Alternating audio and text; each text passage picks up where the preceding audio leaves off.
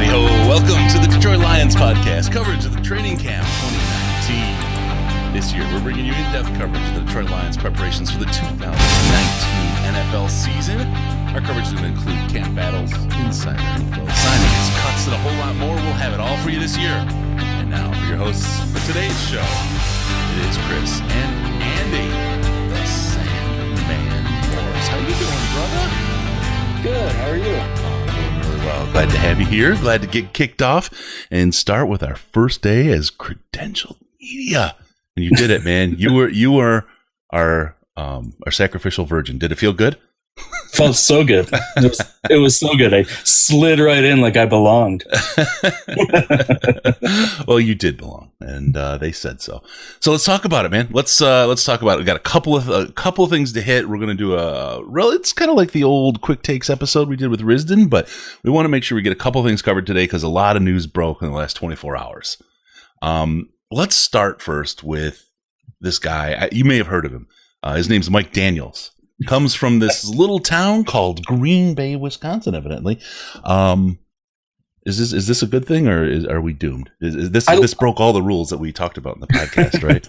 I liked the signing. When the question came up during the podcast, I didn't think we had an opportunity. I didn't think that there was any way we were going to sign him. I thought we were already pretty stacked. I wasn't sure if they thought he was going to be worth the money. They obviously thought he was well worth the money.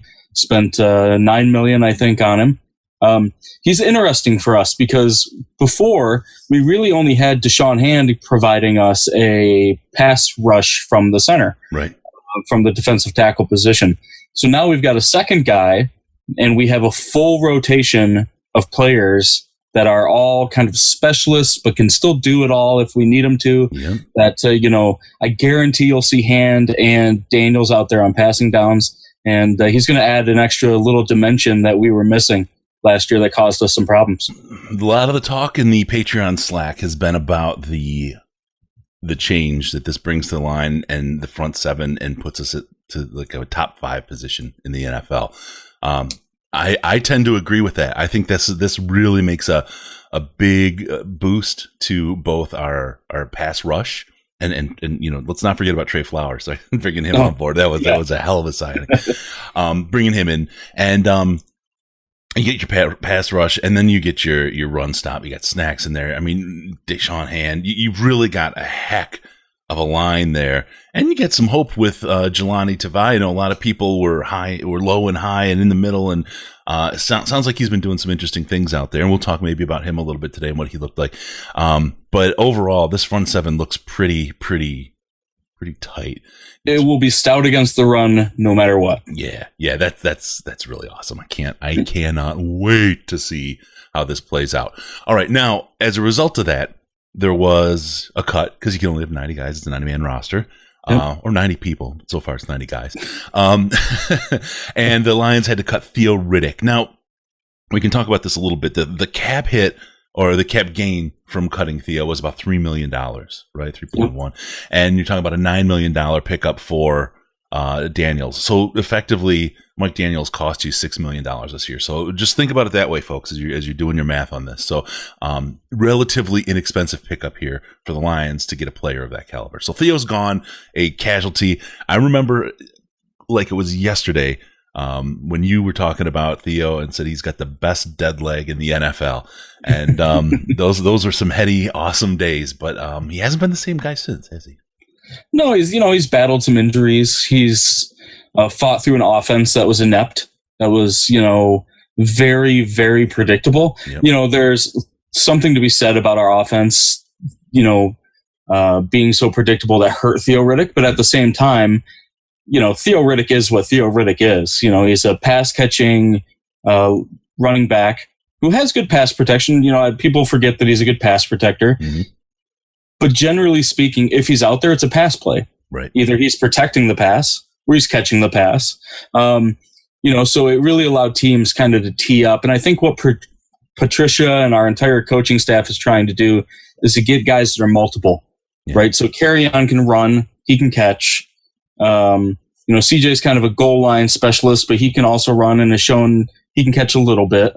And then all the rest of our running backs are special teams guys. So they do it all. Where I think if Theo played special teams, he probably wouldn't have been a casualty here. Yeah, no, but you're right. At the same time, he just doesn't do that, and I wish him luck. Yeah, no, absolutely.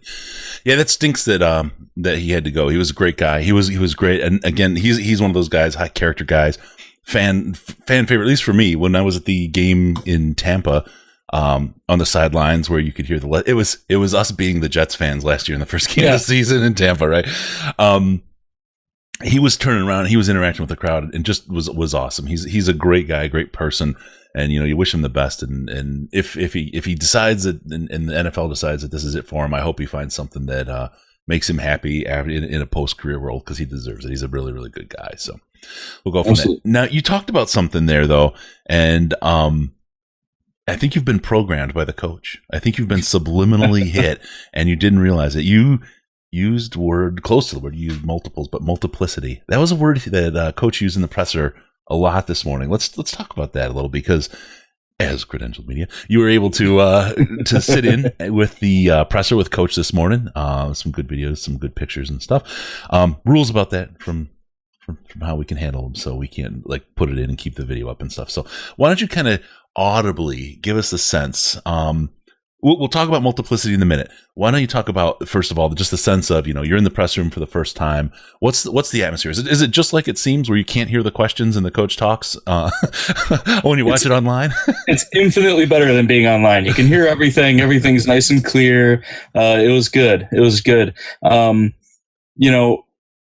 The room felt bigger than it does online. People were spread out a little bit. Okay. Wasn't too bad. Coach wheeled himself in there and got started right away. Didn't want to waste any time with us. He's got bigger fish to fry than answering our questions. And it was funny because today he started with the Mike Daniels, Theo Riddick stuff and kind of fried the whole rest of the presser. We've been programmed too. Oh my God. Yeah. So he threw out the big news right away, and then he probably slid some real important stuff in there, and we all missed it because we were all thinking about Theo Riddick and how shocked we all were about that. Right. It was an awesome experience. Good. It really was. Good. All right. So what did we learn? What did after the shocking news about Theo? What did Coach tell us today that we didn't know before? Or what was the plans for practice today? Because I think that's one of the things he does, is he lays out exactly what the plan is and what they're trying to accomplish. He said that they were going to be working the middle of the field, which is exactly where they were, far away from everybody for the most part. But he talked about how they were going to be practicing their run versus pass fits and the diagnostics of, is this a run, is this a pass? We saw a lot of bootleg action. We saw a lot of play action. We saw a lot of toss sweeps. Yeah. Stuff that kind of makes it hard on the linebackers and the defensive line to kind of know what's happening in that split second.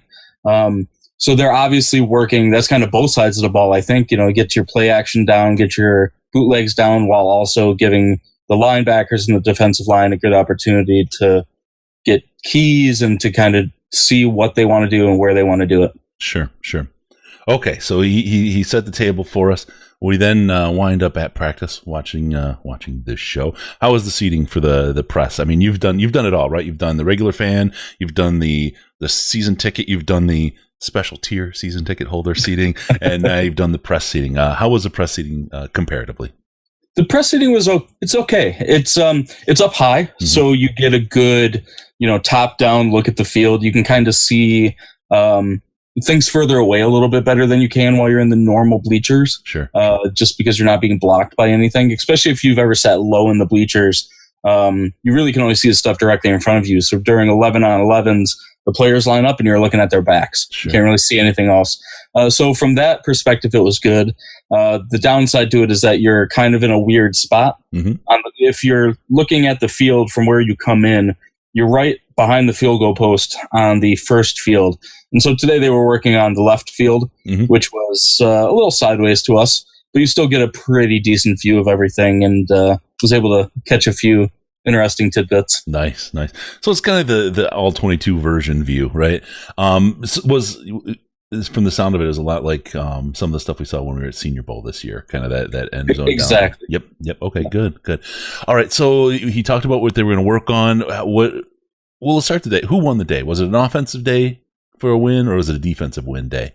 It was kind of mixed, honestly. They kind of took it easy today. Today was their first padded practice. I don't think that they wanted to come out and, really ramp up immediately. Sure. Give the guys a little bit more time to get used to the swing of things. Coach talked about that this morning, right? How putting the pads on, it's different carrying the weight of the pads when they're strapped up tight, right? Getting your air when you got them things on is different than just bouncing around in the gym. Bouncing around, right? It makes it sound so simple. Football shape is much different than in shape. Yeah, that's for sure. Yeah. Yep. But it was about 50-50. The offense. Well, we're back. Oh man, sorry about that, Sandman. I know you had a good one going. Apologize to everybody. I thought it was all the good stuff. Yeah, it's all gone. Yeah, it's all we lost it all. Frontier. I thought it was them, but it's the power just took a weird surge, which is odd because I've got like 3 UPSs on it and things in the studio here, so it makes no sense. But like even this battery charger thing here for camera batteries, and it was just they've been charged, sitting there charged, ready to go, and it's just flashing red lights. Like it was like a weird.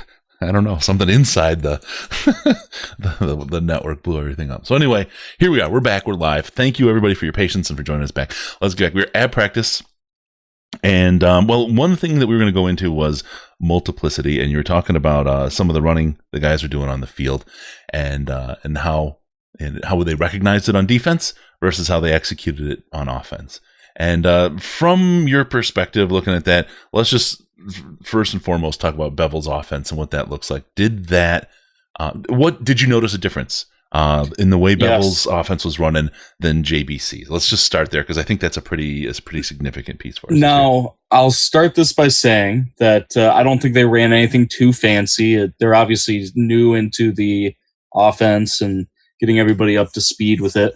But I noticed immediately how this felt more like an old Stafford offense. And when I say old Stafford offense, I mean Scott Linehan years, 2011 ish, where it felt a little bit more backyard. Jim Bob Cooter and Caldwell, and even Lombardi for the little while he was here, it was all timing. Right. That's the way that they wanted to run their offense. The guy gets open when he gets open. We saw what happened when our receivers had a hard time getting open initially. If the initial read wasn't there, things broke down. Stafford got sacked, and he got sacked a lot. This felt a little bit more backyardy. There was some bootlegs. There was some more getting in and out of the pocket, the normal. And it kind of looked like Stafford had the ability to do kind of almost what he wanted to in that moment. And, back in the time when people thought he was calling the plays, right? Yeah, exactly. And it's one of those things that we all know Bevel came from Seattle. Mm-hmm. And we all know how Seattle's offense runs under Russell Wilson. Yep. Things break down a little bit. He runs around like a chicken with his head cut off and then makes some magic happen. And you can feel some of that in this offense, what I saw today. That's nice. Because there is a little bit of that kind of jazz musician DNA in Stafford, and that's been held back. And this is one of the things. I mean, I'm gonna put the Wayback Machine on, but it's not super way back. But for a lot of fans, it is. Brought Caldwell in. Caldwell was the guy that was going to quote unquote fix Stafford. He was going to calm him down, right? And it's interesting because you look at and this is a bad comparison, but I think it'll work here. Aaron Rodgers versus Brett Favre. Right, Aaron Rodgers is a lot more technical passer. He's just an amazing, very, very technical guy. Brett Favre was, again, back to the music analogy, an absolute jazz musician. Right, he was down in the bayou in New Orleans, maybe whipping out some blues here and there, backing into a nice smoky lounge and playing some jazz. He was just absolute improvisation from end to end. It seemed like he didn't even have a playbook. Right, he'd get in the huddle, he'd draw on his hand. Okay, you go here, you go like the old, like you said, backyard football. And it really, and yet both ways worked for that team, right? I think that I personally see more of a Favre type of character in Stafford than I do in or than an Aaron Rodgers. I'm not saying he's not technical or anything, but he thrives when he's allowed to really kind of go out and change the scales and the key and go to town. You can really tell, not only does he engage more in the game and love the game more, which I think is part of some of the slow starts thing we've had. I'm putting a lot of things at you here. But you just see that drive from him, and you see so much more production out of him and the rest of the offense. And if you can, you get that passion that he has and you let it go, I think this is a team that he can really truly show that he can carry the team on the back. And that's something that people have criticized him for maybe leadership, for maybe not standing out front. I think, as you see, and just from the descriptions you've had, and we've heard about this year so far in training camp and the new offense and the way it's working here, we're going to be able to really leverage those strengths of Stafford and put them on the floor, which is why he's making all that money. And I would say maybe that there's a point this year people are going to say he might actually be worth the money.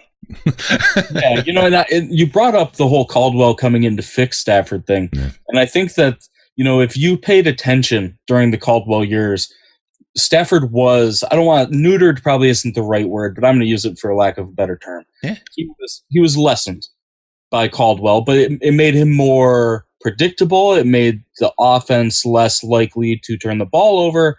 There's a lot of benefits to that. But when Stafford shined was at the end of games when we were behind, or at the end of the half, and that's when Caldwell unhooked Stafford's leash and said, doesn't matter if you have a turnover, because we're going to lose the game no matter what. Doesn't matter whatever happens. Go out there, ball out. And that's when we saw the comeback year. Right. That was insanity. That's the Stafford that we missed almost the entirety of last year, because I think Jim Bob was too afraid to let Stafford, kind of go nuts like that. Unless it was too late, right? We talked about that in the last podcast. Jim Bob would let the playbook go and loosen up the play calling when it didn't matter anymore, right? And that's when Stafford would catch a pass, right? Or where you would see things. No, I'm not going to say it didn't matter then, but you know the story. When things really opened up and when things really changed is when it didn't matter in the games. Yeah, so I'm excited to see some old Stafford back. That was the Stafford I really enjoyed, and I think combined with a good defense, a good run-stopping defense, that throwing the football won't be as big of an issue this year. Mm-hmm. And with a good running game behind it, will make the play action better. It'll make bootlegs better. And when do we see best Stafford? When he's shaken out of the pocket, runs out wide, does his point, and then whips one down. Yeah. Like we see at least one or two of those a game, and those just seem to work out pretty good for us. So hopefully we'll see more stuff like that. Yeah, absolutely. What do you think about, and we've said, he signed the big contract. He's got something to prove this year, right? Back then. This year, though, there's a little bit of difference. The offseason stuff that's happened. People have talked a little bit about the family stuff he's gone through, which is, it's really heartwarming to see how Kelly's come along, how far and how well off she's doing. It's really great. But he's obviously been focused on something else. There's probably a bit of fire in there on him to kind of prove everybody wrong, right? That little bit of a chip. And I love Stafford with a chip on his shoulder, right? Not in his shoulder, but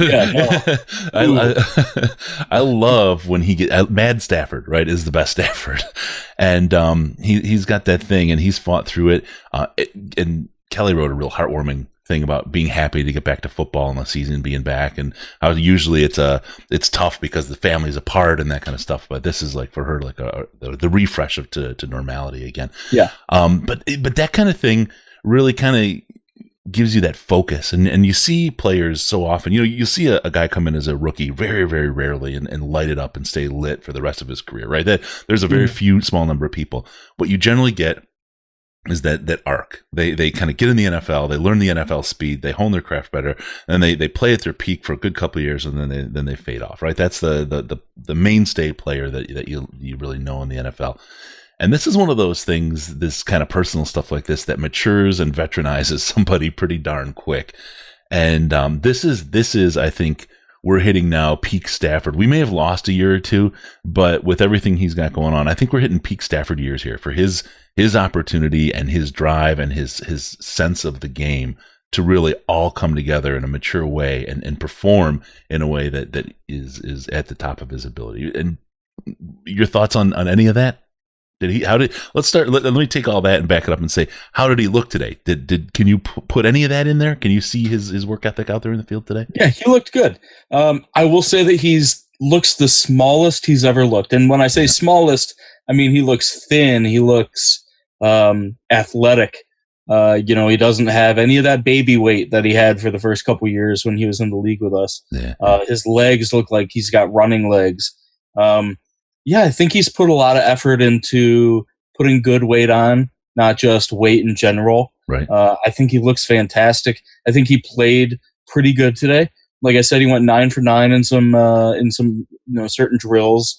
I think the defense got the better of the offensive line in a couple of the drills he was in on.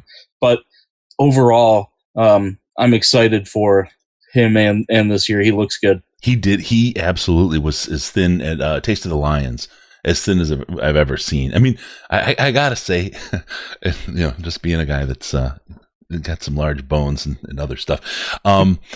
He's a little guy. He's just a little fella. he's not big at all. Even Trey Flowers, I expected him they're all taller than me, but I'm old, right? They're all taller than me. But I expected, Trey to come in and be like this wide to me, right? And I'm like, wow, we could probably line our shoulders up side to side here, fella. Mm-hmm. Not saying I could, anything, but it was just, to me, to see these guys in the field and how big they are in the field, and then see him in person, especially Matt. He looked really, really, really small this year. So hopefully that's all lean muscle mass, and that's what's driving him. So, okay, we'll go from practice today. You got to get in the interview with Kenny Wiggins, right? He had a lot to say. What did you get from that today? Today he talked a little bit about team chemistry and how the offensive line that may have not been together that long, considering, like Ragnow was a rookie last year. Some of them haven't been together as long as the rest of them. Like he's been on the team for a while now. So has Joe Dahl, some of those guys. But he talked about how it just feels like they've all known each other forever. I think that room, the O-line room in particular, is very, very, conjoined. They all like each other. They all have a good time together. And I think that means a lot, especially in a group that needs to work as a whole.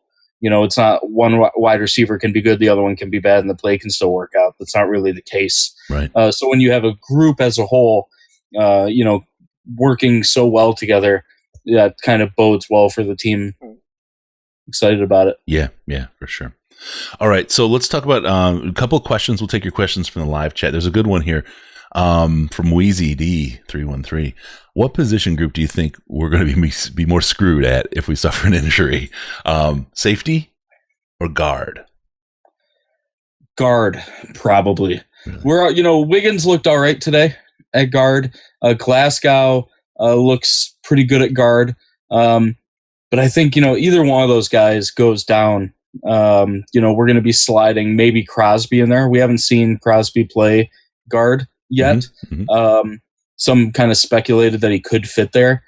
But right now, we'd be on to Joe Dahl. And we've seen Joe Dahl play. And if it's just for a game, it might be okay. But if we're talking about an ending injury, then I think we'll have a problem. I think the secondary, on the other hand, with Tracy Walker, Diggs, Tavon Wilson, the rookie this year that for some reason his name's escaping me right now. I think we have enough depth back there, and the coach can kind of move things around, right? We can kind of switch up defenses a little bit.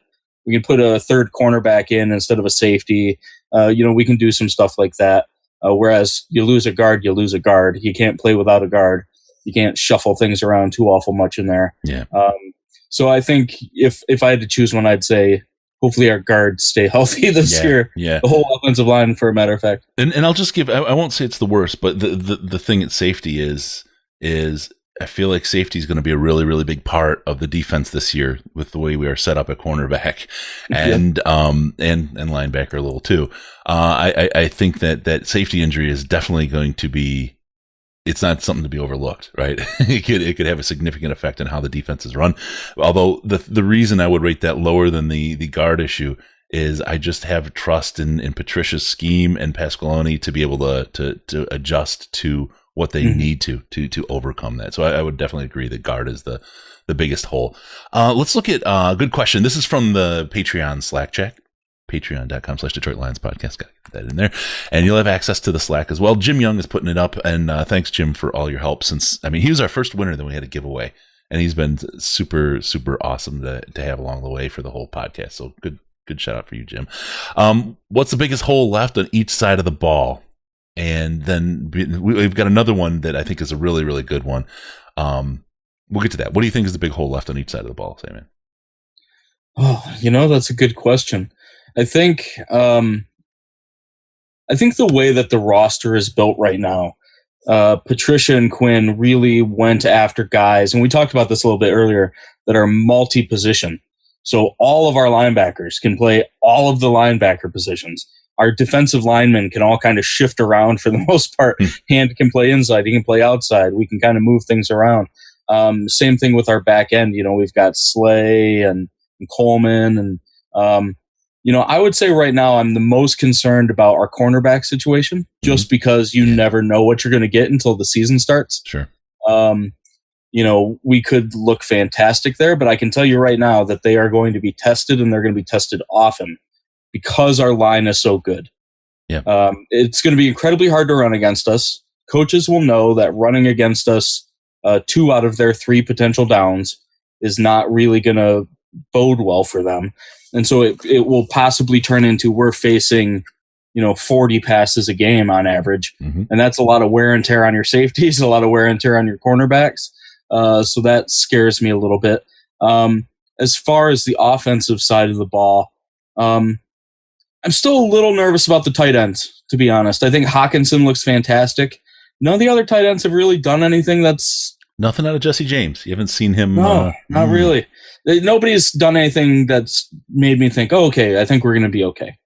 Hawkinson looks like the real deal, but if he goes down again, or if he goes down, not again, but if he goes down, I'm not sure that that's going to be a strength anymore, and that could potentially put our offense into a little bit of a thing. I guess we'll have to see during preseason and stuff how the tight end room actually shakes out, but that's probably my most...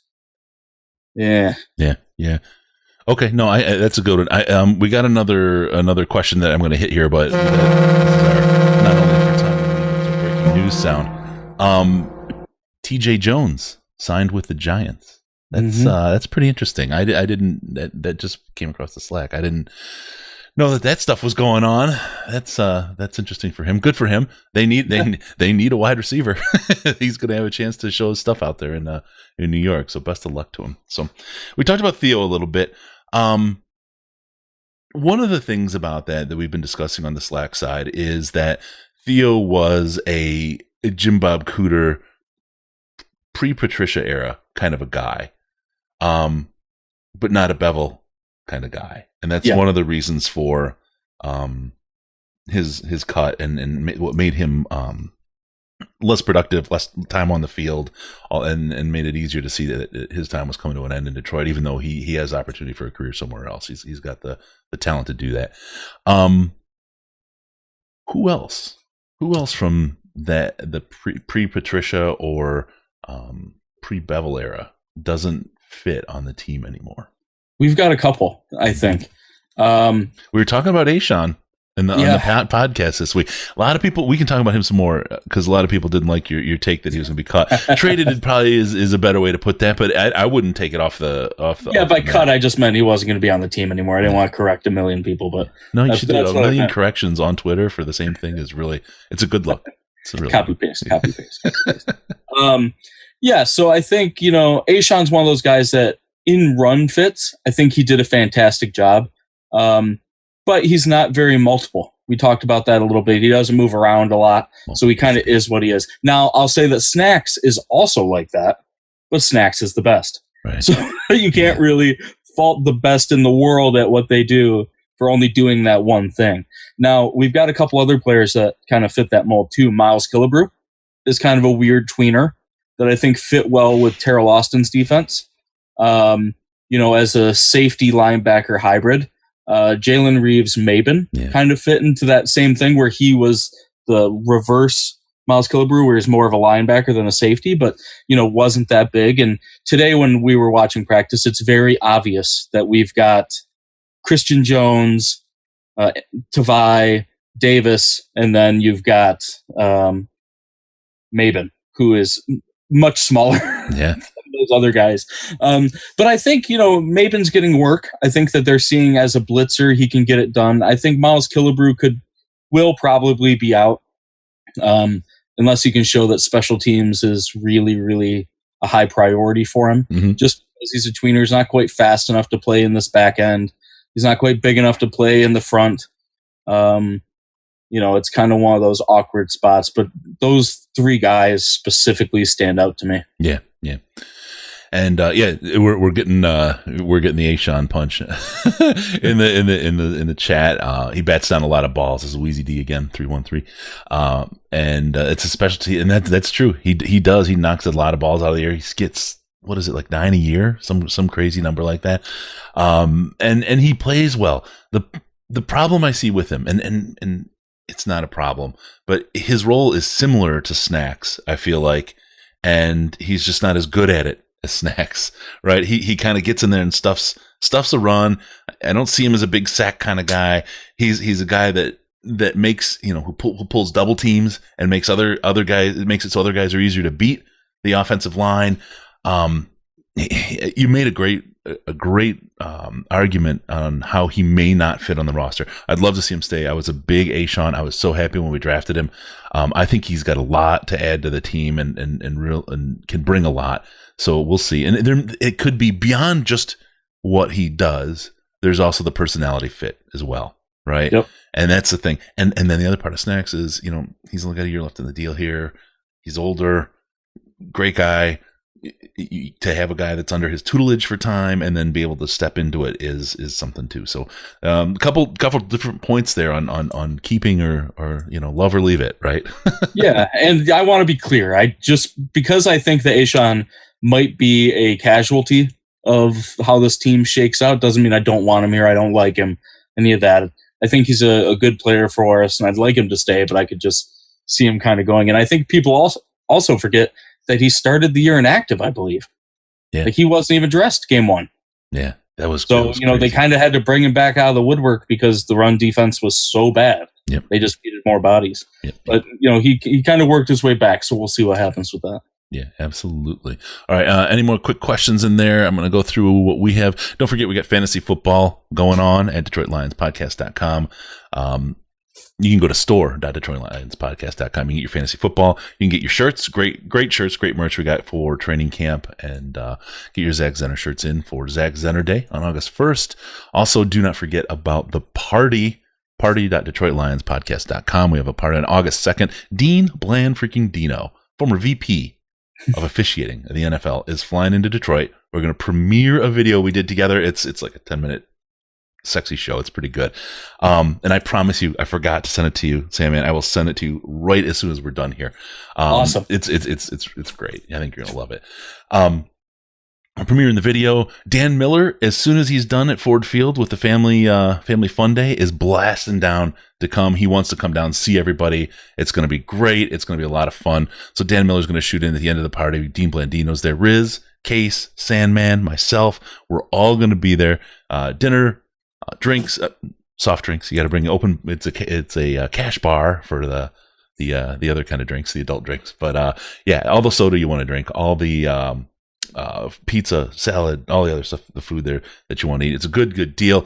It's we're on a break even thing for the room and the food and everything. It's a $30 ticket. Come on down, have a great time. And it's really just it's kind of like our appreciation event for everyone that supported the show and hangs out. It's a great time to hang out. I know, Sam, you had a lot of fun there last year as well. It was it was awesome. It was really awesome. So head on down. That's party.DetroitLionsPodcast.com. Party.DetroitLionsPodcast.com, and you can get your tickets there and have a fun time meeting these wonderful personalities that you hear from so much. All right, we've got all that. We've got that covered. We talked about fantasy football, right? Yeah. Okay.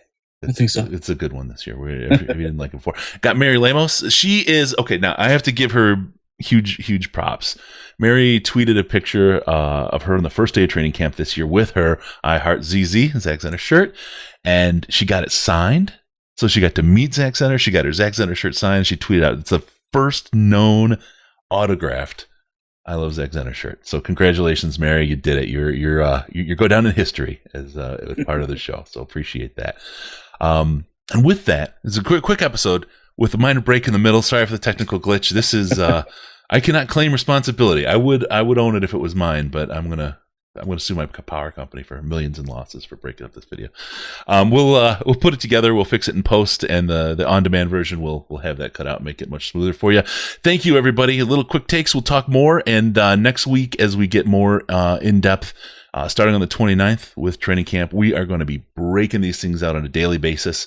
We'll also have the weekly podcast. We've got a lot of content coming your way. So be ready because you're going to be drinking from the fire hose. Thank you, and we'll see you next time on the Detroit Lions podcast, your Detroit Lions and Reddit connection.